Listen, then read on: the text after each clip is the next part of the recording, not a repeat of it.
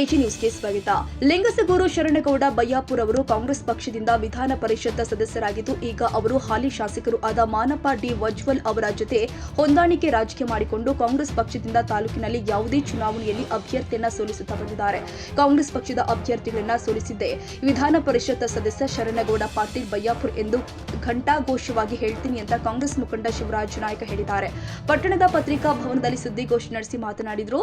BJP ಪಕ್ಷದ ಹಾಲಿ ಶಾಸಕ ಮಾನಪ್ಪ ವಜ್ವಲ್ ಜೊತೆಗೂಡಿ ಆರ್ ರುದ್ರಯ್ಯ ಎಂಬ ವ್ಯಕ್ತಿಯನ್ನ ಕರೆತಂದು ಪಕ್ಷದಲ್ಲಿ ಗೊಂದಲ ಸೃಷ್ಟಿಸಿ ಕೆಆರ್ಪಿಪಿ ಪಕ್ಷದಿಂದ ಸ್ಪರ್ಧೆ ಮಾಡಿಸಿ ಮುಖಂಡರುಗಳಿಗೆ ತಾವೇ ಸ್ವತಃ ಮೊಬೈಲ್ ಕರೆ ಮಾಡಿ ಹೂಲೆಗೇರಿಯವರನ್ನ ಬೆಂಬಲಿಸಬೇಡಿ, ಕರೆಕೊಟ್ಟು ಅವರನ್ನ ಸೋಲಿಸಿದ್ದು ಇದೇ ಶರಣಗೌಡ ಬಯ್ಯಾಪುರ್ ಎಂಬುದು ಕ್ಷೇತ್ರದ ಜನತೆಗೆ ತಿಳಿದಿದೆ. ಚೆನ್ನಾರೆಡ್ಡಿ ಅವರು ಗೋವಿಂದ ನಾಯ್ಕರವರಿಗೆ ಕರೆ ಮಾಡಿ 50 ಲಕ್ಷ ಕೊಡ್ತೀವಿ ಅಂತ ಆಮಿಷ ಒಡ್ಡಿ ಬಹಿರಂಗಪಡಿಸಲು ನಾವು ಸಿದ್ಧರಿದ್ದೀವಿ. ನೀವೇ ದಿನಾಂಕ ನಿಗದಿ ಮಾಡಿ ತಿಳಿಸಿ, ಇಲ್ಲವೇ ನಮ್ಮ ಭಾಗದ ದೈವ ಅಮರೇಶ್ವರ ದೇವಸ್ಥಾನಕ್ಕೆ ಬನ್ನಿ, ಬಹಿರಂಗಪಡಿಸ್ತೀವಿ ಅಂತ ಸವಾಲ್ ಹಾಕಿತು. ನೀವು ಬಯ್ಯಾಪುರ ಸಾಹೇಬರಿಗೆ ಹೇಳ್ಬೇಕಂದ್ರೆ ಫಸ್ಟ್ ಆಫ್ ಆಲ್ ನೀವು ಮೂಲ ಕಾಂಗ್ರೆಸ್ಸಿಗರಲ್ಲ. ನೀವು ಲಿಂಗಸೂರಲ್ಲಿ 3 ಬಾರಿ ಶಾಸಕರಾಗಿದ್ದೀರಿ ಅಂತ ನೀವು ಹೇಳಿರಿ. ನೀವು 3 ಬಾರಿ ಶಾಸಕರು ಯಾವ ಪಕ್ಷದಲ್ಲಿ ಆಗಿರಿ ಅಂತ ನಿಮ್ಮ ಗಮನದಲ್ಲಿ ಇರಲಿ. ನೀವು ಒಂದು ಪಕ್ಷದ ಬಗ್ಗೆ ಅಗ್ರವಾಗಿ ಮಾತಾಡ್ತೀರಿ ಅಂದ್ರೆ ಪಕ್ಷ ನಮಗೆ ಒಂದು ತಂದೆ ತಾಯಿಯ ಸ್ಥಾನ, ಅದರ ಬಗ್ಗೆ ಗೌರವ ಇರಲಿ. ನೀವು ಕೂಡ ಕೊಪ್ಪಳ ಜಿಲ್ಲೆಯ ಕೃಷ್ಣ ತಾಲೂಕಿನಲ್ಲಿ ಸೋತಿರಿ, ನೆನಪಿರಲಿ. ನೀವು ಮೊದಲು ನಿಮ್ಮ ತಾಟ್ಯಾಗ ನೋಡ ಅಂತೈತಿ ಅಂತ ತಕ್ಕಂತ ಊಟ ಮಾಡ್ರಿ. ಇನ್ನೊಬ್ಬರು ತಾಟ್ಯಾಗ ಬಂದು ನೋಡ ತೆಗೆದು ನೀವು ತೆಗೆಯುವಂತ ಕೆಲಸ ನೀವು ಮಾಡಬಾರ್ದು. ತಾಲೂಕಿನಲ್ಲಿ ಜಗಳ ಹಚ್ಚುವಂತ ಕೆಲಸಗಳು ಮಾಡಬಾರ್ದು. ನೀವು ಶರಣಗೌಡ ಬಯ್ಯಾಪುರ ಸಾಹೇಬ್ರೆ, ನಿಮ್ಗ ಕೊಪ್ಪಳ ರಾಯಚೂರು ಡಿಸ್ಟ್ರಿಕ್ಟ್ ಕಾಂಗ್ರೆಸ್ ಹೊಡೆಯುವಂತ ಕೆಲಸ ನೀವು ಮಾಡಕತ್ತೀರಿ. ನೀವು ಬರೀ ರಾಯಚೂರಿನಲ್ಲಿ ಜಯದುರ್ಗ, ಕುಷ್ಟಗಿ ಹಾಗೂ ಲಿಂಗಸೂರು, ಕುಷ್ಟಗಿಯಲ್ಲಿ ನೀವು ಸೋತಿದ್ದೀರಿ. ಸೋಲಲು ಕಾರಣ ಏನಂದ್ರೆ ನೀವು ಪಕ್ಷ ನಿಷ್ಠೆಯಿಂದ ನೀವೇನಾದ್ರೂ ಕಾಂಗ್ರೆಸ್ ಪಕ್ಷದಲ್ಲಿ ಕೆಲಸ ಮಾಡಿದ್ರೆ ಜನ ನಿಮ್ಮನ್ನ ಪ್ರೀತಿಯಿಂದ ತಾವಾಗಿ ಕಳಿಸಿದ್ರು. ನೀವು ದೊಡ್ಡದಾಗಿ ನಾವೇ ದೊಡ್ಡವರ ಮುಂದೆ ದಡ್ಡರಾಗಿ ಮಾತನಾಡೋಣ ಅಂತ ನೀವು ಹೇಳಿಕೆ ಕೊಡ್ತೀರಲ್ಲ, ನೀವು ಒಂದು ವೇಳೆ ಜನರ ಮನಸ್ಸಲ್ಲಿ ನೀವು ಉಳಿದಿದ್ರೆ ಜನ ನಿಮ್ಮನ್ನ ಯಾಕೆ ಸೋಲಿಸಿದ್ರು? ಸೋಲಕ್ಕೆ ನೀವು ಕಾರಣ ಏನು? ಜಗದೀಶ್ ಗೌಡ ಇವರು ಹೇಳಿಕೆ ನೀಡಿದ್ದಾರೆ. ಅವರಿಗೆ ನಾವು ಹೇಳಬೇಕಂದ್ರೆ, ತಾಲೂಕಿನಲ್ಲಿ ನೀವು ಯಾವುದೇ ಪಕ್ಷದಲ್ಲಿ ಕೆಲಸ ಮಾಡಿಲ್ಲ. ನೀವು ಪಕ್ಷಕ್ಕೆ ಇತ್ತೀಚಿನ ದಿನಗಳಲ್ಲಿ ಕಾಣಿಸಿಕೊಂಡಿದ್ದೀರಿ ಮತ್ತು ನೀವು ಸೆಲ್ ಅಧ್ಯಕ್ಷರಾಗಿದ್ದೀರಿ. ನಿಮಗೆ ಯಾವುದೇ ಬುನಾದಿ ಇಲ್ಲ, ಅದು ಮೊದಲು ನಿಮಗೆ ಎಚ್ಚರಿಕೆ ಇರಲಿ.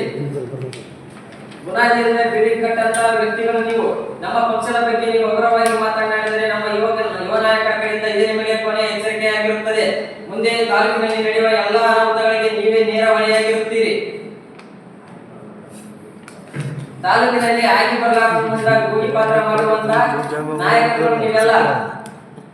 ನಿಮಗೆ ನಮ್ಮ ಹುಲಿಗೇರಿ ಸಾಹೇಬರ ಬಗ್ಗೆ ಆಗಲಿ, ಶ್ರೀ ಗೋವಿಂದ ನಾಯಕ್ ಅಣ್ಣವರ ಬಗ್ಗೆ ಆಗಲಿ ಮಾತನಾಡುವ ಯಾವುದೇ ಅರ್ಹತೆ ನಿಮಗಿಲ್ಲ. ನಮ್ಮ ಜಗದೀಶ್ ಗೌಡ ಅವರೇ, ನಿಮಗೆ ನಾನು ನೇರವಾಗಿ ನನ್ನ ಪ್ರಶ್ನೆ, ನಮ್ಮ ಊರಿನ ಜಾರಿಯಲ್ಲಿ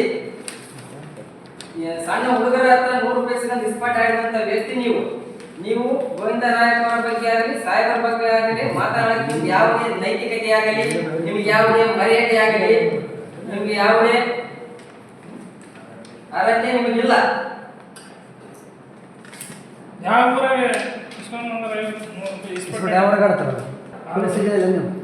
ಪೊಲೀಸರಿಗೆ ಗೊತ್ತ ಸರ್, ಎಸ್ಪೆಕ್ಟ್ ಕ್ಲಬ್ಗೆ ಅಪ್ಪಣೆ ಕೊಡಂತ ಮಾನಪ್ಪ ಸರ್ ಕೇಳಿದ್ರೆ ಅವರು ನಿರಾಕರಿಸಿದಕ್ಕ ಕಾಂಗ್ರೆಸ್ ಪಕ್ಷನ ಹೊಡೆದಾಡುವಂತ ಕೆಲಸ ಮಾಡಕ್ ನಿಂತಾರೆ. ಇವೆಲ್ಲ ಕಾಂಗ್ರೆಸ್ ಪಕ್ಷದ ಲಿಂಗಸೂರು ತಾಲೂಕಿನಲ್ಲಿ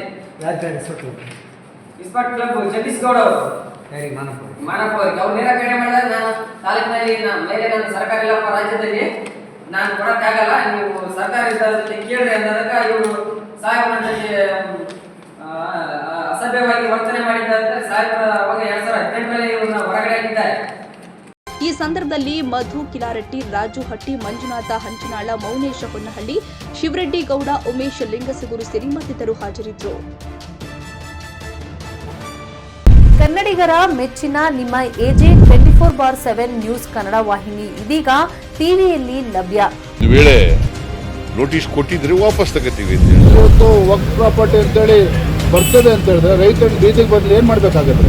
ಯಾರು ವೋಟ್ ಹಾಕಲಿಲ್ಲ ಅಂದ್ರೆ ಗ್ಯಾರಂಟಿನೆಲ್ಲ ಸ್ಟಾಪ್ ಮಾಡ್ಬಿಡ್ತೀವಿ.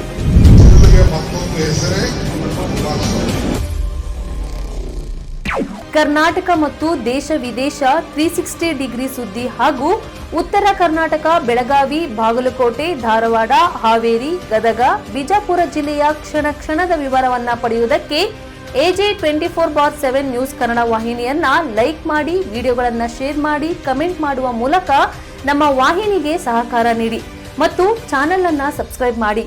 ಧನ್ಯವಾದಗಳು.